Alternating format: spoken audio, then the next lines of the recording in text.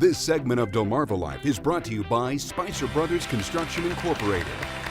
You know, we talk all the time about home improvements here on Delmarva Life. One of our most common topics is your roof. Yeah, we cover things like how to tell when you need a new roof, what options you have when it comes to roofing, and how to choose a reputable roofer. Well, in today's Day in the Life, Sean Stryker climbs on a roof with Spicer Brothers Construction to give you a first-hand look at what goes into being a roofer.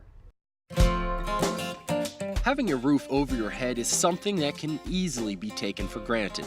That is, until your roof starts to leak and your shingles start to peel up and fall off. If you happen to be in this situation and live on Delmarva, chances are Spicer Brothers Construction is one of the companies you thought about calling. Brian Spicer started this construction company 17 years ago with his brother. My older brother and I we were working in the industrial park in Salisbury. We had been in construction, you know, our family forever, and just tired of working for someone else, and you know, with the working long hours. Over the years, the company evolved, and today Spicer Brothers does it all from siding to windows to decking. Brian, whose primary focus now is running the business, still remembers climbing on the roofs himself. I remember it very well. I mean, it seems like forever ago. A roofer's day relies heavily on the weather. They can't work when it's raining or snowing, and in the peak of summer, they have to start work extra early. We start earlier, and as it gets warmer, we'll start even earlier. So we'll get there as soon as the sun comes up and probably leave 1, 2 o'clock, something like that. And the day starts with a perimeter check of the house to get a lay of the land. You look for, you know, obstacles in the way, get the homeowner out, you know, knock on the door, do a little walk around with the supervisor. There's a supervisor on every job. You know, they'll find out where they'd like for us to park, where they'd like for us to stage a few materials that we'll need to stage on the ground. Then it's time to get to work. So I strapped into my safety harness and headed up the ladder.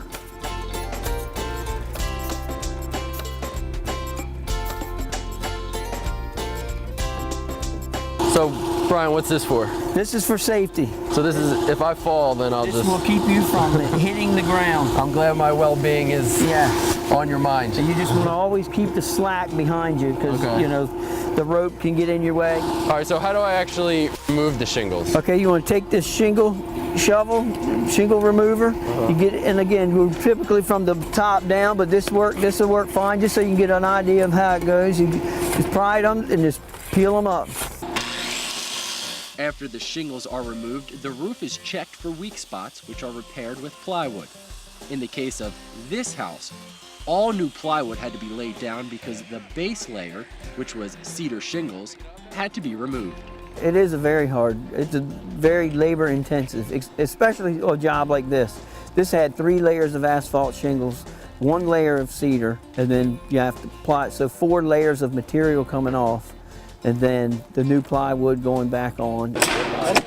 After the plywood is in place, then comes a layer of ice and water shield, which protects from, you guessed it, ice and water. Well, we'd lay down a weather watch, ice and water shield barrier at the eaves and around all the penetrations in the valleys. The crew also puts down the underlayment of the homeowner's choice, which acts as a weather barrier between the roofing materials and the roof. And now it's time to lay the actual shingle. Oh, I think they're initiating me.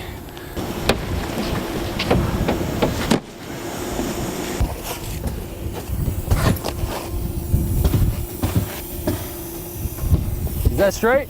Yep. Yep, right there? Yep.